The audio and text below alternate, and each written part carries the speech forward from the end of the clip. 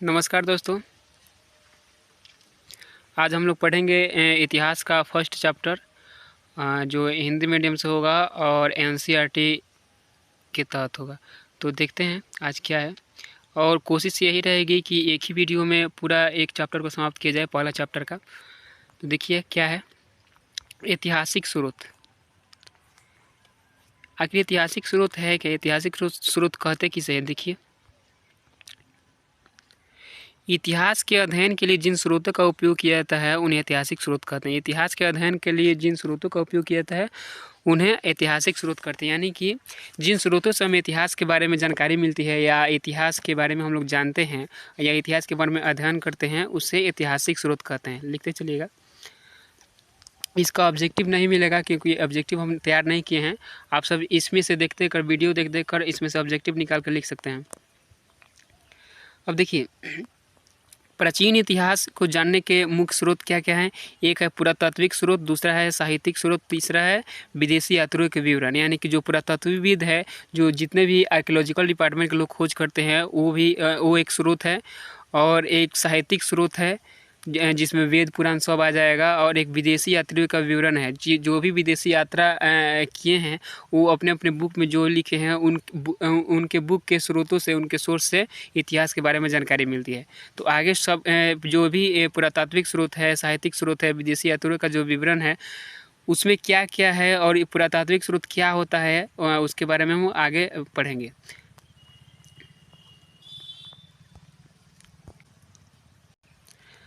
आगे देखिए क्या है, आगे पुरातात्विक स्रोत। आखिर पुरातात्विक स्रोत है क्या?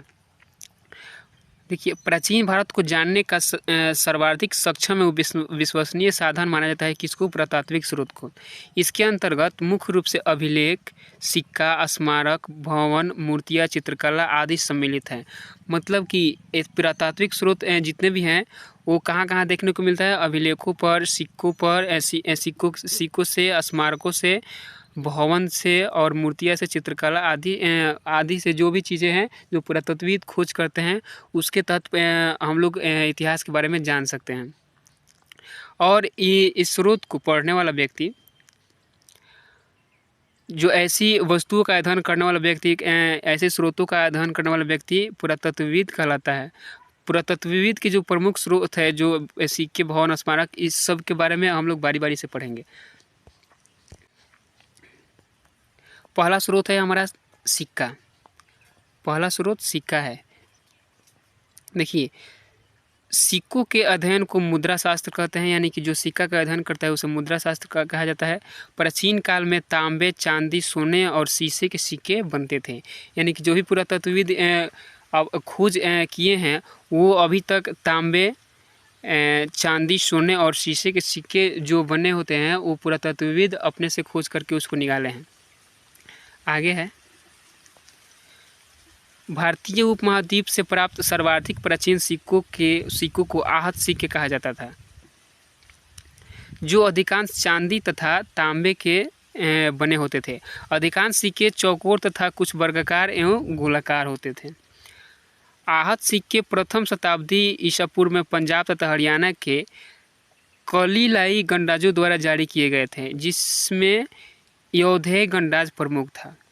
प्राचीन काल में पकाई गई मिट्टी के बने सिक्कों के सांचे बड़ी संख्या में प्राप्त हुए। यानी कि जो भी पुरातत्वविद खोज किए हैं प्राचीन काल में पकाई गई मिट्टी के बने सिक्कों के सांचे, यानी कि जो सांचा होता था जिसकी सहायता से सिक्कों को तैयार किया जाता था, उसे सांचा बोलते हैं। सांचा कई प्रकार के होते हैं और सांचा से कई प्रकार के वस्तु बनाए जा सकते हैं। सभी वस्तुओं को बनाने के लिए एक ना कोई सांचे की ज़रूरत होती है। तो उस टाइम सिक्के को बनाने के लिए जो सांचे की ज़रूरत, सांचा जो मिला है वो पुरातत्वविद जो खोज किए हैं, तो पकाई गई मिट्टी के बने सिक्के के सांचे अधिक संख्या में प्राप्त हुए। इनमें से अधिकांश सांचे कुषाण काल के अर्थात ईसा की आरंभिक 3 सदियों के हैं। आगे देखिए क्या है, प्राचीन कालीन सिक्कों की निधियाँ वर्तमान में कोलकाता, पटना, लखनऊ, दिल्ली, जयपुर, मुंबई और चेन्नई के संग्रहालयों में उपस्थित हैं। यानी कि सुरक्षित रखा गया है। प्राचीन भारत के आरंभिक सिक्कों पर तो कुछ के प्रतीक मिलते हैं, परंतु बाद के सिक्कों पर शासकों और देवताओं के नाम तथा तिथियाँ भी उल्लिखित हैं। आगे देखिए क्या है। प्राचीन भारत में पहली बार स्वर्ण सिक्के जारी करने का श्रेय हिंद, यवन, इंडो ग्रीक जिसको कहते हैं शासकों को दिया गया है, जिन्होंने दूसरी तथा पहली शताब्दी ईसा पूर्व में पश्चिम उत्तर भारत पर शासन किया था। आगे है, शासकों से अनुमति लेकर व्यापारियों और स्वर्णकारों की श्रेणियां ने भी प्राचीन काल में अपने कुछ सिक्के चलाए थे। इससे शिल्पकारों और व्यापार की उन्नत अवस्था सूचित होती है। सबसे अधिक सिक्के मौर्य उत्तरकाल के मिले हैं, जो विशेषतः शीशे, पोटीन, तांबे, कांसे, चांदी और सोने के हैं। आगे देखिए, गुप्त शासकों ने सबसे अधिक सोने के सिक्के जारी किए, यानी जो गुप्त शासन काल में सबसे अधिक सोने के सिक्के जारी किए गए थे। इससे ज्ञात होता है कि व्यापार वाणिज्य की स्थिति गुप्त काल में समृद्ध थी। इसके विपरीत गुप्तोत्तर काल के सिक्के बहुत कम मात्रा में प्राप्त हुए हैं, यानी कि जो भी गुप्तोत्तर काल था उसके बाद का जो सिक्का प्राप्त हुआ है बहुत कम प्राप्त हुआ है, जिससे यह ज्ञात होता है कि उस समय व्यापार शिथिल हो गया था, यानी कि व्यापार बहुत ही छोटा हो गया था, यानी कि व्यापार चल ही नहीं रहा था। सिक्कों पर राजवंशों और देवताओं के चित्र, धार्मिक प्रतीक और लेख भी अंकित हैं, और ये सभी तत्कालीन कला और धर्म पर प्रकाश डालते हैं। आगे देखिए, दूसरा स्रोत हमारा है अभिलेख। जो अभिलेख सबसे बड़ा स्रोत इतिहास को जानने के लिए सबसे बड़ा स्रोत होता है। अभिलेखों के बारे में हम लोग पढ़ेंगे। अभिलेखों के अध्ययन को पुरालेख शास्त्र कहते हैं, और इनकी तथा दूसरे पुराने दस्तावेजों की प्राचीन तिथि के अध्ययन को पुरालिपि शास्त्र कहते हैं। आगे देखिए, अभिलेख मुहरों, प्रशस्तर, स्तंभों, स्तूपों, चट्टानों, ताम्रपत्र, मंदिरों की दीवारों, ईंटों तथा मूर्तियों पर भी मिलते हैं। आगे है, समग्र देश में आरंभिक अभिलेख पत्थरों पर खुदे हुए प्राप्त हुए हैं, किंतु ईसा के आरंभिक शतकों में इस कार्य में ताम्रपत्रों का प्रयोग हुआ है। पत्थर पर अभिलेख लिखने का कार्य दक्षिण भारत में अत्यधिक प्रचलित रहा। वहाँ के मंदिरों की दीवारों पर भी अस्थायी स्मारकों के रूप में भारी संख्या में अभिलेख खोदे गए हैं। वर्तमान में सबसे अधिक अभिलेख मैसूर में मुख्य पुरालेख शास्त्री के कार्यालय में संग्रहित है। अभिलेखों का प्रथम साक्ष्य 3री शताब्दी ईसा पूर्व का है, जो प्राकृत भाषा तथा ब्राह्मी लिपि में लिखा गया था। अभिलेखों में संस्कृत भाषा ईसा की 2री सदी से मिलने लगती है, और 4वीं-5वीं सदी में इसका सर्वत्र व्यापक प्रयोग होने लगा। अभिलेखों में प्रादेशिक भाषाओं का प्रयोग 9वीं-10वीं सदी से होने लगा है। यानी आगे है, मौर्य उत्तर और गुप्त काल के अधिकांश अभिलेख कार्पेस इंस्क्रिप्शनम इंडिकेरम नामक ग्रंथमाला में संकलित करके प्रकाशित किए गए हैं। हड़प्पा संस्कृति के अभिलेख अभी तक पढ़े नहीं जा सके। जो भी हड़प्पा संस्कृति का जो अभिलेख मिला है पुरातत्वविद द्वारा खोजा गया है, वो अभी तक नहीं पढ़े जा सके हैं। ये संभवतः ऐसी किसी भाव चित्रात्मक लिपि में लिखे गए हैं जिसमें विचारों और वस्तुओं को चित्रों के रूप में व्यक्त किया गया है, यानी कि जो भी विचार है, जो भी उस टाइम हड़प्पा कालीन जो संस्कृति थी उनका जो विचार था वो चित्रात्मक रूप में लिखा गया है, यानी कि चित्रों के अनुसार उसको दर्शाया गया है। इसलिए शायद यह संभव नहीं हो पाया है कि उसको पढ़ा जा सके। आगे देखिए, अशोक के शिलालेख ब्राह्मी लिपि में है। यह लिपि बाएं से दाएं लिखी जाती थी। अशोक अभिलेखों के लिए शायद प्रसिद्ध था। इतिहास गवाह है कि अशोक जो है शिलालेख, यानी कि जो भी शिलालेख होता था अभिलेख, उसके लिए प्रसिद्ध था सबसे ज़्यादा इतिहास में। अशोक के कुछ शिलालेख खरोष्टी लिपि में भी है, लिखते चलिएगा, जो दाएं से बाएं लिखी जाती थी। लेकिन पश्चिमोत्तर भाग के अतिरिक्त भारत में भिन्न भिन्न प्रदेशों में ब्राह्मी लिपि का ही प्रचार रहा। आगे है, पाकिस्तान और अफगानिस्तान में मिले अशोक के शिलालेखों में यूनानी और अरमाइक लिपियों का भी प्रयोग हुआ है। गुप्त काल के अंत तक देश की प्रमुख लिपि ब्राह्मी लिपि ही रही। सबसे पुराने अभिलेख हड़प्पा संस्कृति के मोहरों पर मिलते हैं। ये लगभग 2500 ईसा पूर्व के हैं। सबसे पुराने अभिलेख जो पढ़े जा चुके हैं वे ईसा पूर्व 3री सदी के अशोक के शिलालेख हैं। यानी कि हड़प्पा का जो भी अभिलेख था अभी तक पढ़ा नहीं जा सका है, लेकिन अशोक का जो 3री सदी का जो अभिलेख है वो उसको जो पुरातत्वविद हैं वो पढ़ चुके हैं, यानी कि पढ़ने लायक उसका अभिलेख था। आगे है अशोक के अभिलेखों को पढ़ने में सर्वप्रथम 1837 ईस्वी में जेम्स प्रिंसेप को सफलता मिली थी। यानी कि अशोक का जो भी अभिलेख था जेम्स प्रिंसेप ने 1837 ईस्वी में उसको पढ़ा था। लिखते चलिएगा। आगे है यह बंगाल में ईस्ट इंडिया कंपनी की सेवा में उच्च पद पर आसीन अधिकारी था। कौन? James Prinsep. आगे है समुद्रगुप्त का प्रयाग प्रशस्ति अभिलेख राजा के गुणों और कीर्तियों का वर्णन करने वाला प्रशस्ति अभिलेख है। आगे देखिए जो है ये सब प्राचीन अभिलेख हैं। आगे है अभिलेखों के प्रकार। ये जो है अभिलेख कितने प्रकार का होता है। आगे देखिए प्राचीन भारत के प्राचीन इतिहास को समझने में 4 महत्वपूर्ण अभिलेख हमारी सहायता करते हैं, जिनका वर्णन इस प्रकार है, नीचे दिया गया है। देखिए 1 नंबर में है अधिकारियों तथा जनता के लिए जारी किए गए सामाजिक, धार्मिक तथा प्रशासनिक राज्यादेश एवं निर्णयों की सूचना देने वाला अभिलेख। यानी कि अधिकारियों तथा जनता के जारी किए गए सामाजिक, धार्मिक तथा प्रशासनिक राज्यादेश और निर्णयों की सूचना देने वाला अभिलेख। जो भी निर्णय था, जो भी राज्यादेश था, प्रशासनिक व्यवस्था थी, उसको सूचना देने वाले जो अभिलेख होते हैं वो भी एक प्रकार है। दूसरा प्रकार क्या है? अनुष्ठानिक अभिलेख, जो बौद्ध धर्म, जैन धर्म, वैष्णव, शैव इत्यादि संप्रदायों के अनुयायियों द्वारा भक्तिभाव से स्थापित स्तंभों, प्रस्तोत्तर फलकों, मंदिर तथा प्रतिमाओं पर अंकित होते हैं। आगे है राजा तथा विजेताओं के गुणों तथा कीर्तियों का वर्णन करने वाली प्रशस्तियों को अभिलेखों के रूप में उत्कीर्ण किया जाता था। यानी कि जो भी राजा होता था, राजा के विजेता का जो गुण था, वो गुणों को अभिलेखों के द्वारा उसको लिखा जाता था कि हाँ राजा का गुण क्या है, उसके विजेता का गुण क्या है। आगे 4 नंबर में है दान पात्र शिल्पियों तथा व्यापारियों द्वारा धर्मार्थ कार्यों को संपादित करने के लिए अभिलेखों का प्रयोग किया जाता था। आगे है शासकों तथा सामंतों द्वारा किए गए भूमि दान के अभिलेख अधिक महत्वपूर्ण हैं।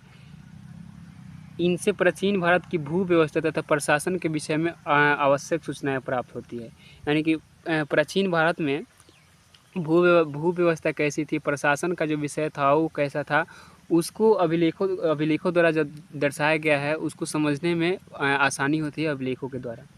दूसरा स्रोत है हमारा साहित्यिक स्रोत। आगे देखिए क्या है साहित्यिक स्रोत।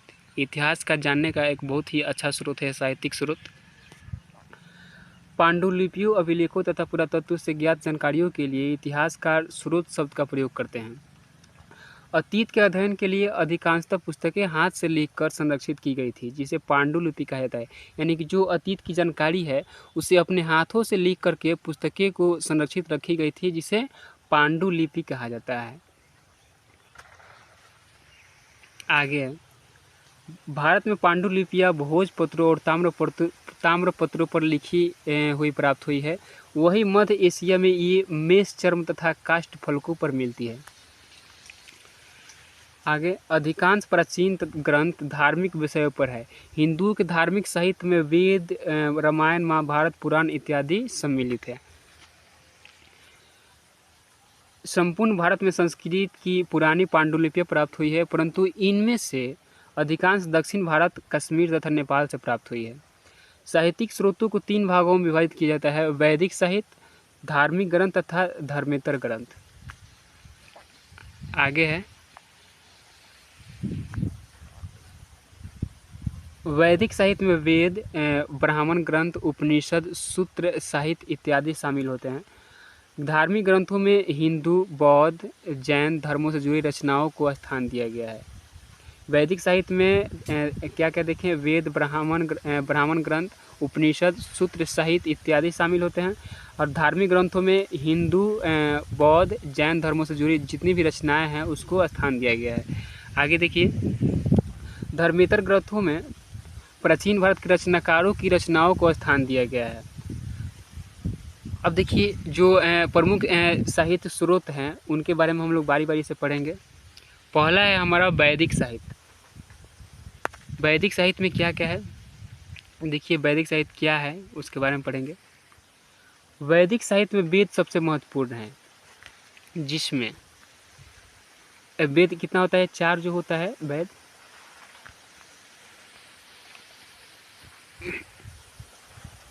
पहला ऋग्वेद की रचना 1500 से 1000 ईसा पूर्व के लगभग मानी जाती है। वहीं अथर्ववेद, यजुर्वेद, ब्राह्मण ग्रंथों, अरण्यों और उपनिषदों की रचना 1000 से 500 ईसा पूर्व में हुई थी। ऋग्वेद की रचना कब हुआ था, 1500 से 1000 ईसा पूर्व। और वहीं अथर्ववेद, यजुर्वेद, ब्राह्मण ग्रंथ तथा अरण्य और उपनिषद की रचना 1000 से लेकर के 500 ईसा पूर्व में हुई थी। आगे देखिए, ऋग्वेद में मुख्य रूप से देवताओं की स्तुतियाँ है, परंतु बाद के वैदिक साहित्य में स्तुतियों के साथ साथ कर्मकांड, जादू टोना और पौराणिक आख्यान भी है। वैदिक मूल ग्रंथ का अर्थ समझने के लिए वेदांग अर्थात वेद के जो अंगभूत हैं शास्त्रों का अध्ययन आवश्यक था। आगे देखिए, वेदांग अब कौन कौन से हैं। ये वेदांग क्या क्या है, शिक्षा, कल्प, व्याकरण, निरुक्त, छंद और ज्योतिष। इनमें से प्रत्येक शास्त्र के चतुर्दिश प्रचुर साहित्य विकसित हुए हैं। यह साहित्य गद्य के नियम के रूप में लिया गया है। रचनाओं के द्वारा और 3 उच्च वर्गों के धनाढ़ पुरुषों द्वारा अनुष्ठेय सार्वजनिक यज्ञों के विधि विधान स्रोत सूत्रों में वर्णित है। गृह सूत्रों में जात कर्म, नामकरण, उपनयन, विवाह, श्राद्ध आदि घरेलू या पारिवारिक अनुष्ठानों का वर्णन मिलता है। अब देखिए, श्रौत सूत्र और गृह सूत्र दोनों की रचना लगभग 600 से 300 ईसा पूर्व के आसपास हुई थी। जो श्रौत सूत्र था और गृह सूत्र था, गृह सूत्र में पूजा पाठ अनुष्ठानों को रखा गया है, तो श्रौत सूत्र और गृह सूत्र दोनों की रचना लगभग उसका जो निर्धारित तिथि जो है अभी तक ज्ञात नहीं है, यानी कि लगभग मानकर चलिए कि जो भी उनका रचना हुआ था, श्रौत सूत्र और गृह सूत्र दोनों की रचना लगभग 600 से 300 ईसा पूर्व के आसपास हुई थी। आगे देखिए, शुल्ब सूत्र में यज्ञवेदी के निर्माण के लिए विधिक प्रकार के मापों का विधान वर्णित है। ज्यामिति और गणित के अध्ययन का आरंभ वहीं से होता है, कहाँ से, शुल्ब सूत्र से। दूसरा है धार्मिक ग्रंथ।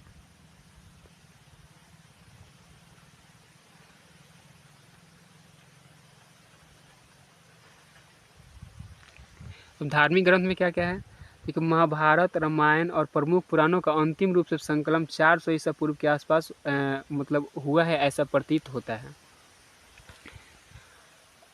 आगे है, महाभारत को व्यास की कृति माना जाता है, यानी कि महाभारत की रचना जो वेद व्यास थे वही किए थे, ऐसा माना जाता है। इसे 10वीं सदी ईसा पूर्व से 4वीं सदी ईसा पूर्व तक की स्थिति का आभास होता है। यानी जो महाभारत है उसे कौन सी तिथि का आभास होता है, 4वीं से लेकर के 10वीं सदी से लेकर के और 4वीं सदी तक के जो भी समय है उसका आभास होता है। आगे देखिए, महाभारत में पहले 8800 श्लोक थे और इसका नाम जय संहिता था। महाभारत का पहला नाम क्या, महाभारत का पहला नाम क्या था, जय संहिता, जिसमें 8800 श्लोक थे। आगे देखिए, जिसका अर्थ होता है जय संहिता का जिसका अर्थ होता है विजय संबंधी संग्रह ग्रंथ। कालांतर में महाभारत में श्लोकों की संख्या मतलब जैसे जैसे समय बीतता गया वैसे वैसे उसके श्लोक में भी परिवर्तन होते गए।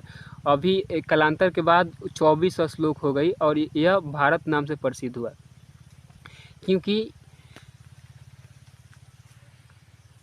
क्योंकि इसमें प्राचीनतम वैदिक जन भरत के वंशजों की कथा है। महाभारत में जो भरत के वंशज हैं उनकी कथाओं का संग्रह मिलता है, इसीलिए इसे महाभारत के नाम से भी जाना जाता है। आगे देखिए, महाभारत में 1 लाख श्लोक हो गए और इसके पश्चात सतसहस्त्री संहिता या महाभारत कहलाने लगा। अब देखिए, अब रामायण के बारे में पढ़ेंगे। वाल्मीकि रामायण में, यानी कि रामायण की रचना वाल्मीकि ने किया था। वाल्मीकि रामायण में 6000 श्लोक थे जो बढ़ करके 12000 हो गए और अंत में 24000 श्लोक हो गए। रामायण की रचना संभवतः ईसा पूर्व 5वीं सदी में शुरू हुई। तब यह 5 अवस्थाओं से गुजर चुकी है और इसकी 5वां अवस्था ईसा की 12वीं सदी में आई है। मतलब कि जब से रामायण बना है तब से रामायण 5 अवस्थाओं से होकर गुजर चुकी है। अब आगे देखिए, जैनों और बौद्धों के धार्मिक ग्रंथों में ऐतिहासिक व्यक्तियों और घटनाओं का उल्लेख मिलता है। यानी जो भी इतिहास के जो महापुरुष हुए हैं उनका उल्लेख जैन धर्म और बौद्ध धर्म के ग्रंथों में मिलता है। प्राचीनतम बौद्ध ग्रंथ पाली भाषा में लिखे गए थे। यह भाषा मगध अर्थात दक्षिण बिहार में बोली जाती थी। आगे देखिए, बौद्ध ग्रंथों को ईसा पूर्व 10वीं सदी में श्रीलंका में संकलित किया गया था। बौद्ध धर्म से संबंधित धार्मिकेतर ग्रंथों में महात्मा बुद्ध के पूर्व जन्मों की कथाएं वर्णित है। आगे देखिए,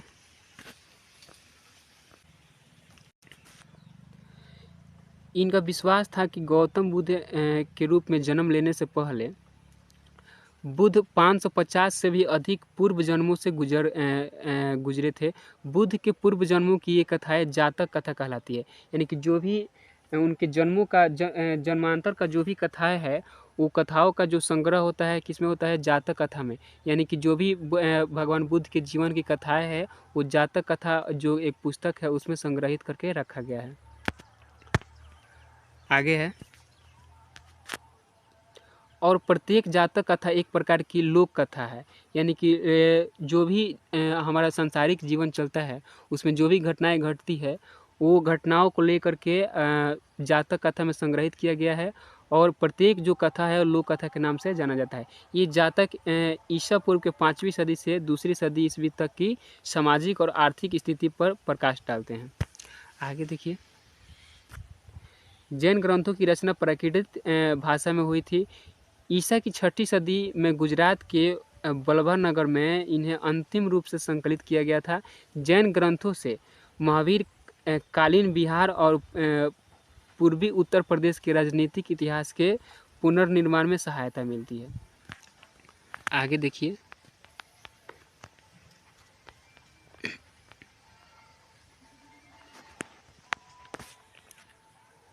धर्मसूत्र, स्तुतियाँ तथा टीकाएँ मिलकर धर्मशास्त्र का निर्माण करती है। धर्मसूत्रों का संकलन 500 से 200 ईसा पूर्व में हुआ था। लिख लीजिएगा, इसको नोट कर लीजिएगा। आगे है धर्मेतर साहित्य।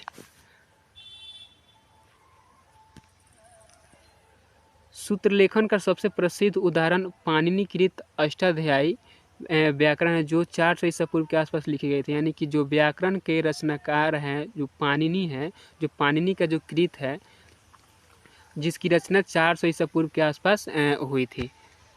आगे है, कौटिल्य का अर्थशास्त्र अत्यंत महत्वपूर्ण विधि ग्रंथ है। यह 15 अधिकरणों या खंडों में विभक्त है जिनमें दूसरा और तीसरा खंड अधिक प्राचीन है।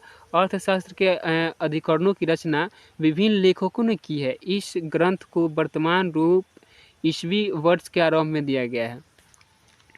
आगे है,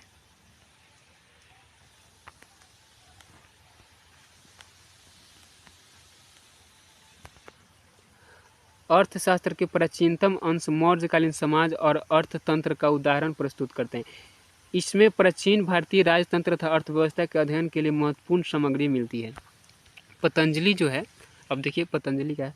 पतंजलि ने अष्टाध्यायी की टीका का महाभाष्यम लिखी। पतंजलि द्वितीय शताब्दी ईसा पूर्व का प्रमुख रचनाकार तथा व्याकरण था।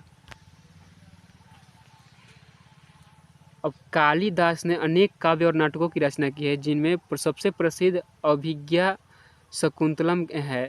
इनमें गुप्तकालीन उत्तरी और मध्य भारत का सामाजिक एवं सांस्कृतिक जीवन की परिलक्षित होता है। कालिदास ने बहुत सारे काव्य और नाटकों की रचना की है, जिसमें से सबसे प्रसिद्ध क्या है, अभिज्ञान शकुंतलम है। लिख लीजिएगा इसको। आगे है, दक्षिण भारत में संगम साहित्य का संकलन ईसा की आरंभिक 4 सदियों में हुआ। हालांकि इनका अंतिम संकलन 6वीं सदी में हुआ था। संगम साहित्य के 30,000 पंक्तियों संगम साहित्य के जो पद हैं वो 30,000 पंक्तियों में मिलते हैं, जो 8 तौके अर्थात 8 संकलनों में विभक्त हैं। आगे है, पद 100 के समूहों में संग्रहित हैं, जैसे पुरनानुरु 12 के 4 शतक जो आदि। मुख्य 2 समूह हैं, पट्टिनेडिकल पट्टिनेनकील कनक्कु और पत्तपाट, यानी कि 10 गीत जो जिसे कहते हैं। संगम ग्रंथ वैदिक ग्रंथों से विशेषकर ऋग्वेद से विभिन्न प्रकार के हैं। ये धार्मिक ग्रंथ नहीं है, बल्कि ये लौकिक कोटि के अंतर्गत आते हैं। आगे है, संगम साहित्य की तुलना होमर युग के वीर गाथा काव्यों से की जा सकती है, क्योंकि इनमें भी युद्धों और योद्धाओं के वीर युग का चित्रण है। संगम ग्रंथों में उल्लिखित 6 राजाओं के नाम दानकर्ताओं के रूप में ईसा की 1ली और 2री सदी के दान पत्रों में भी आए हैं। अब ये जो है आप लोग थोड़ा सा देख लीजिएगा, याद कर लीजिएगा इसको। रचनाकार जो है विज्ञानेश्वर हैं, उनकी रचनाएं जो है मिताक्षरा है। और दाएं भाग का जो रचनाकार हैं जीमूत वाहन है। और अभिज्ञा शकुंतलम, रघुवंशम, मालविक मित्रम और ऋतु संहारम का जो रचयिता है वो कौन है, कालिदास हैं। आगे जो भी है इसको स्क्रीनशॉट ले करके आप लोग लिख लीजिएगा, अगर बुक नहीं है आपके पास तो। आगे देखिए,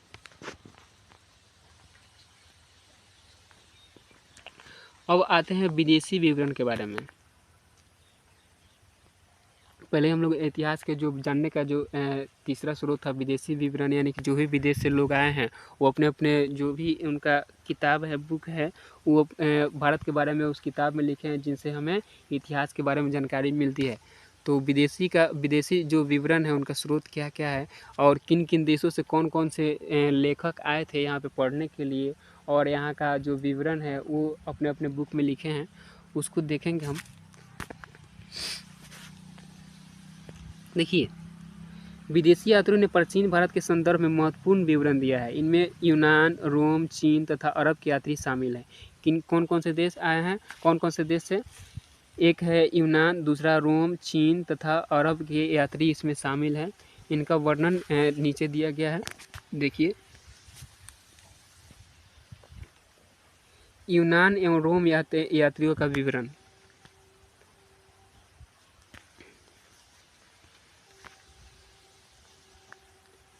भारतीय स्रोतों में सिकंदर के आक्रमण की कोई जानकारी नहीं मिलती। उसके लिए पूर्ण रूप से यूनानी स्रोतों पर आश्रित रहना पड़ता है। यानी कि जो भी स्रोत है भारत के इतिहास को जानने का, उसमें जो सिकंदर आक्रमण किया था उसके बारे में कोई जानकारी नहीं मिलती है, बल्कि जो यूनानी यूनानी का जो लेखक हैं या जो यात्री हैं वो अपने अपने बुक में लिख करके गए हैं। उन्हीं के बुकों की सहायता से हमें सिकंदर का जो आक्रमण था उसके बारे में जानकारी मिलती है। आगे देखिए, यूनानी लेखकों ने 326 ईसा पूर्व में भारत पर आक्रमण करने वाले सिकंदर के समकालीन सेंड्रोकोटस के नाम का उल्लेख किया गया है। चंद्रगुप्त मौर्य के दरबार में दूत बनकर आए मेगास्थनीज की इंडिका उन उदाहरणों के रूप में ही सुरक्षित है जो अनेक प्रख्यात लेखकों की रचनाओं में आए हैं। यानी कि जो चंद्रगुप्त मौर्य के जो काल था, उस टाइम में जो दूत था यूनान का, वो मेगास्थनीज था। उसने कौन सा पुस्तक लिखा था? इंडिका नाम का एक पुस्तक लिखा था, जिससे हमें इतिहास के बारे में जानकारी मिलती है। वो भी एक अच्छा स्रोत है इतिहास को जानने का। आगे देखिए, इंडिका से मौर्यकालीन शासन व्यवस्था, सामाजिक तथा धार्मिक क्रियाकलापों के संबंध में जानकारी प्राप्त होती है। जो भी मेगास्थनीज था, जो इंडिका पुस्तक उसने लिखा था, उसमें मौर्यकालीन का जो शासन व्यवस्था था, सामाजिक तथा आर्थिक क्रियाकलापों के संबंध में जानकारी हमें मिलती है। आगे देखिए, ईसा की पहली और दूसरी सदियों के यूनानी और रोम विवरणों से भारतीय बंदरगाहों का उल्लेख मिलता है और भारत तथा रोमन साम्राज्य के मध्य होने वाले व्यापार की वस्तुओं की भी जानकारी प्राप्त होती है। आगे है, यूनानी भाषा में लिखी गई पेरिप्लस ऑफ द एरिथ्रियन सी और टॉलमी की ज्योग्राफिका नामक पुस्तकों में प्राचीन भूगोल तथा वाणिज्य के अध्ययन के लिए प्रचुर सामग्री मिलती है। यानी कि टॉलमी का जो एक ज्योग्राफिका नामक पुस्तक है उसमें भूगोल और व्यापार यानी कि वाणिज्य के बारे में जो भी जानकारी मिलती है वो ज्योग्राफिका नामक पुस्तकों में मिलती है, जिसके लेखक टॉलमी है। लिख लीजिएगा। पेरिप्लस ऑफ द एरिथ्रियन सी की रचना किसी अज्ञात लेखक ने 80 और 115 ईस्वी के बीच में की थी। यानी कि जो पेरिप्लस ऑफ द एरिथ्रियन था उसकी जो भी लेखक है उसको उसका जानकारी नहीं कि कौन सा उसका लेखक है, उसके उसमें जिसकी रचना 80 और 115 ईस्वी के बीच में किया गया था। इस पुस्तक से लाल सागर, फारस की खाड़ी और हिंद महासागर में होने वाले रोमन व्यापार की जानकारी मिलती है। यानी कि भारत के साथ जो रोम का व्यापार था, जो पेरिप्लस ऑफ द एरिथ्रियन सी जो बुक है उसमें रोमन के साथ होने वाले व्यापार की जानकारी मिलती है, जिसकी रचना 80 से 115 ईस्वी के बीच में किया गया था। लिख लीजिएगा इसको। टॉलमी ने ज्योग्राफिका नामक पुस्तक की रचना 150 ईस्वी के आसपास की थी। प्लिनी की नेचुरल लिस हिस्टोरिका ईसा की पहली सदी की है। यह लैटिन भाषा में है और इसमें भारत तथा इटली के मध्य होने वाले व्यापार की जानकारी मिलती है। प्लिनी की जो नेचुरल हिस्टोरिका पुस्तक है, नेचुरल हिस्टोरिका के लेखक कौन है? प्लिनी। लिख लीजिएगा यह, जिसकी रचना पहली सदी में किया गया था। यह लैटिन भाषा में था। इससे हमें किस चीज़ के बारे में जानकारी मिलती है? भारत और इटली के मध्य में जो व्यापार हो रहा था उसके बारे में हमें जानकारी प्राप्त होती है प्लिनी की नेचुरल हिस्टोरिका में। आगे देखिए, अब जो तो हम लोग पढ़ लिए यूनान तथा रोम का जो भी यात्री था उसके बारे में। अब आइए यहाँ पर चीन यात्रियों का जो विवरण है, जो चीन से जो भी यात्री आए हैं वो अपने अपने पुस्तक में भारत के बारे में क्या लिखा है उसके बारे में हम देखेंगे। चीन से आने वाले यात्रियों ने बौद्ध विहारों तथा स्थलों का भ्रमण करते हुए महत्वपूर्ण विषय पर चर्चा की है। पहला कौन आया था? फाहियान, जो कब आया था? 399 से 414 ईस्वी के बीच में आया था। पहला चीनी यात्री था जो चंद्रगुप्त द्वितीय यानी गुप्त शासनकाल के जो भी चंद्रगुप्त द्वितीय शासन चला रहा था उसके शासनकाल में फाहियान भारत आया था। आगे है, फाहियान ने अपनी रचना फू को की में, यानी फाहियान का जो रचना पुस्तक है फू को की, जिसका रचना फाहियान है रचनाकार। फू को की में तत्कालीन भारतीय समाज, धर्म तथा आर्थिक स्थिति का वर्णन दिया गया है। जो फाहियान अपना पुस्तक में जो भारत का समाज था, जो भी धर्म था और जो उसका आर्थिक स्थिति था उसका विवरण फू को की जो पुस्तक है उसमें किया है। अब इसने और देखिए, इसने पाटलिपुत्र की यात्रा की तथा मौर्य शासक के राज दरबार के अवशेष की चर्चा की। यानी कि जो भी फाहियान था वो जब पाटलिपुत्र का यात्रा किया तो पाटलिपुत्र में जो मौर्य साम्राज्य का दरबार का जो भी अवशेष था उसके बारे में अपने पुस्तक फू को की में लिखा था। लिख लीजिएगा इसको। उसके बाद फाहियान के बाद आया ह्वेनसांग, जो 629 से लेकर के और 645 ईस्वी तक भारत में आकर रहा। हर्षवर्धन के शासनकाल में भारत आया था। इसकी रचना सी.यू. की में तत्कालीन समाज का श्रेष्ठ विवरण मिलता है। इसे यात्रियों का राजकुमार कहा जाता है। किसको? ह्वेनसांग को, प्रिंस ऑफ ट्रेवल। इसने भारत को ईटू अर्थात चंद्रमा का देश कहा है। भारत को चंद्रमा का देश किसने कहा है? ह्वेनसांग। इसको नोट कर लीजिएगा आप लोग।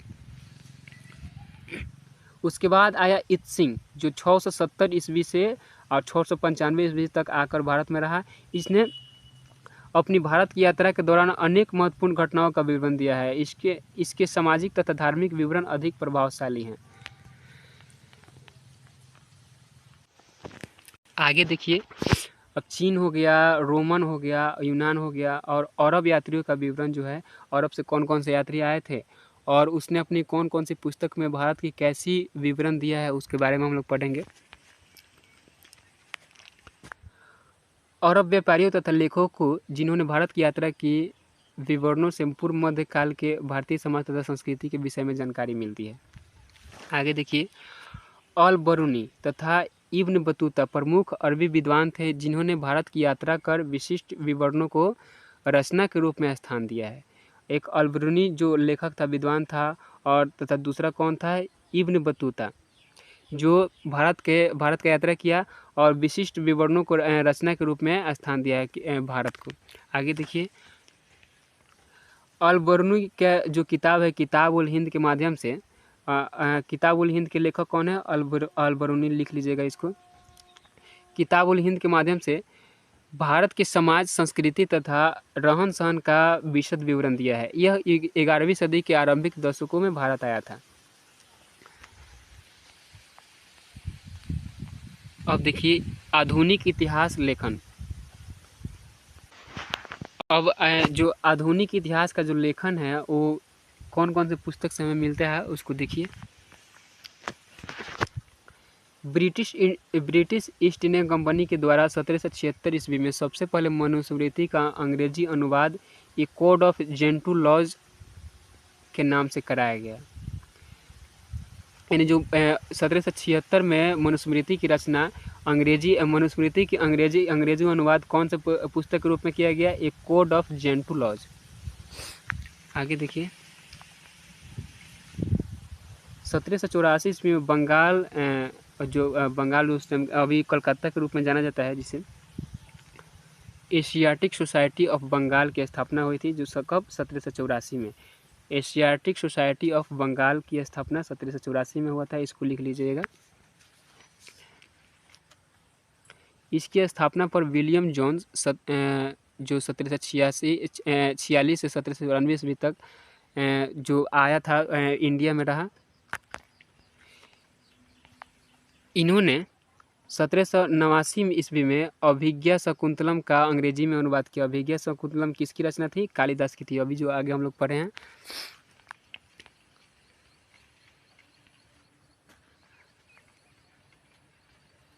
आगे है देखिए, 1785 में विल्किंस ने हिंदुओं के प्रसिद्ध धार्मिक ग्रंथ भगवत गीता का अनुवाद अंग्रेजी में किया था। कब भागवत गीता का अनुवाद अंग्रेजी में कब किया गया था, 1785 में। किसने किया था, विल्किंस ने किया था। विलियम जोन्स ने यह प्रतिपादित किया कि मूल रूप से यूरोपीय भाषाएं संस्कृत और ईरानी भाषाओं से बहुत ही मिलती है। अब देखिए आगे है, भारतीय विद्या के अध्ययन को सबसे अधिक जर्मनी के फ्रेडरिक मैक्समुलर, जो मैक्समुलर का जो भारत यात्रा एक पुस्तक है, उसमें भारतीय विद्या के अध्ययन को सबसे अधिक जर्मनी के फ्रेडरिक मैक्समुलर ने बढ़ावा दिया। उनका अधिकांश जीवन इंग्लैंड में व्यतीत हुआ था। किनका, फ्रेडरिक मैक्समुलर जो था, जो एक दार्शनिक था, इंग्लैंड में उनका अधिकांश जीवन इंग्लैंड में ही बीता था। मैक्समुलर देखिए, मैक्समुलर के संपादकत्व में विशाल संख्या में प्राचीन धर्म ग्रंथों का अनुवाद किया गया है। ये अनुवाद sacred books of the east series में कुल मिलाकर 50 खंडों में प्रकाशित हुए हैं। विसेंट आर्थर स्मिथ ने 1904 में अर्ली हिस्ट्री ऑफ इंडिया नामक पुस्तक लिखी। अर्ली हिस्ट्री ऑफ इंडिया नामक पुस्तक की रचनाकार कौन है, विसेंट आर्थर स्मिथ, लिख लीजिएगा इसको। यह प्राचीन भारत का पहला सुव्यवस्थित इतिहास था। आरजी भंडारकर ने सातवाहनों के दक्कन के इतिहास का और वैष्णव एवं अन्य संप्रदायों के इतिहास का पुनर्निर्माण किया। लिख लीजिएगा इसको। समाज सुधारक पांडुरंग वामन काने ने हिस्ट्री ऑफ धर्मशास्त्र नामक पुस्तक लिखी, जिसे सामाजिक नियमों और आचारों का विश्वकोश माना जाता है। आगे देखिए, राजेंद्र लाल मित्र ने अनेक महत्वपूर्ण मूल वैदिक ग्रंथों को प्रकाशित किया तथा इंडो आर्यंस पुस्तक की रचना की। यहाँ पर देखिएगा, राजेंद्र लाल मित्र ने इंडो आर्यंस, लिख लीजिएगा इसको। इंडो आर्यंस पुस्तक के लेखक कौन है, राजेंद्र लाल मित्र।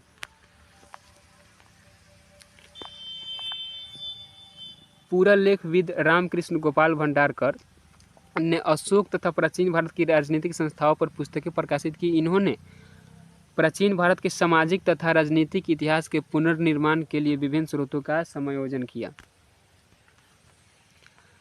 आगे है आर.सी. मजूमदार ने history and culture of Indian people में हिंदू पुनर्जागरणवाद का विवरण प्रस्तुत किया है। आगे है इतिहासविद Nilakantha Shastri history of South India लिखकर दक्षिण भारत का इतिहास को उजागर किया है। हिस्ट्री ऑफ साउथ इंडिया के पुस्तक लेखक कौन है? नीलकंठ शास्त्री, इसको लिख लीजिएगा। आगे देखिए क्या है, के.पी. जायसवाल ने 1924 में हिंदू पॉलिटी नामक पुस्तक में के.पी. जायसवाल हिंदू पॉलिटी नामक पुस्तक लिखा है। भारतीय गणराज्यों के अस्तित्व को प्रमाणित किया है। कौन से पुस्तक में? हिंदू पॉलिटी में। किसने लिखा है हिंदू पॉलिटी? के.पी. जायसवाल, इसको नोट कर लीजिएगा। ब्रिटिश इतिहासकार एवं संस्कृतविद ए.एल. वासम ने वर्ष 1951 में वंडर दैट वाज इंडिया नामक पुस्तक लिखी थी। वंडर दैट वाज इंडिया के पुस्तक के रचयिता कौन है? ए.एल. वासम, नोट कर लीजिएगा इसको। डी.डी. कोशाम्बी ने an introduction to the study of Indian history नामक पुस्तक में भारत के इतिहास का विशद वर्णन किया। इनके विचार ancient Indian culture and civilization a historical outline के द्वारा प्रकाशित किया गया था। डी.डी. कोशाम्बी कौन से पुस्तक लिखा था? An introduction to the study of Indian history नामक पुस्तक डी.डी. कोशाम्बी द्वारा लिखा गया था, नोट कर लीजिएगा। अब देखिए प्राचीन भारतीय इतिहास का जो महत्व है, क्या क्या है प्राचीन इतिहास का जो इतिहास क्या महत्व के रूप में हम लोग इसे देख सकते हैं। आखिर उसका महत्व क्या है? जो इतिहास हम लोग जानते हैं उसका महत्व क्या है, देखिए आगे। भारत अनेक मानव प्रजातियों का संगम स्थल रहा है। बहुत सारे यहाँ पे महापुरुष ने जन्म लिया है, जिसके कारण से इसे मानव प्रजातियों का संगम स्थल भी कहा जाता है। प्राचीन काल में प्राक आर्य, इंडो आर्यंस, यूनानी, शक, हुन और तुर्क आदि अनेक प्रजातियों ने भारत को अपना आवास बनाया है। यानी कि भारत में आर्यंस, इंडो, शक, हुन और तुर्क आदि ने इत्यादि देशों के लोगों ने भारत को अपना आवास बनाया है। भारत तो अपने आप में भी एक सबसे अच्छा कंट्री है। हम लोग शायद बहुत ही भाग्यशाली आदमी है जो कि इस भारत के पावन धरती पर हम लोग का जन्म हुआ है।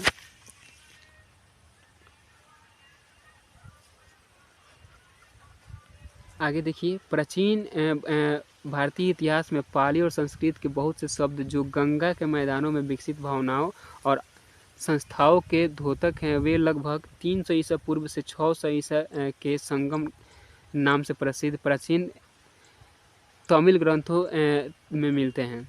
आगे देखिए,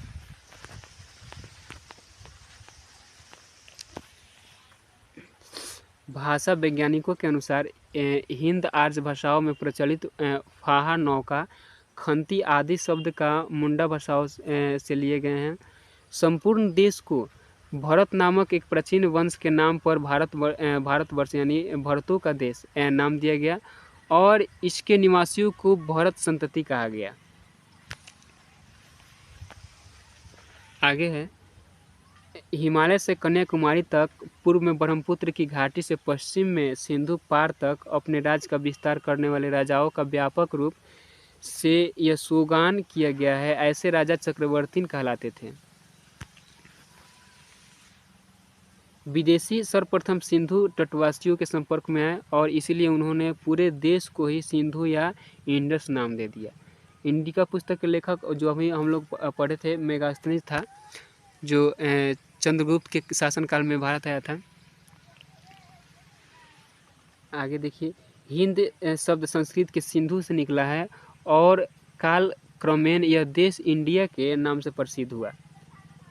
हिंद शब्द का संस्कृत के सिंधु शब्द हिंद जो शब्द है संस्कृत के सिंधु शब्द से निकला है, ये नोट कर लीजिएगा। ईसा पूर्व 3री सदी में प्राकृत देश भर की संपर्क भाषा का कार्य करती है।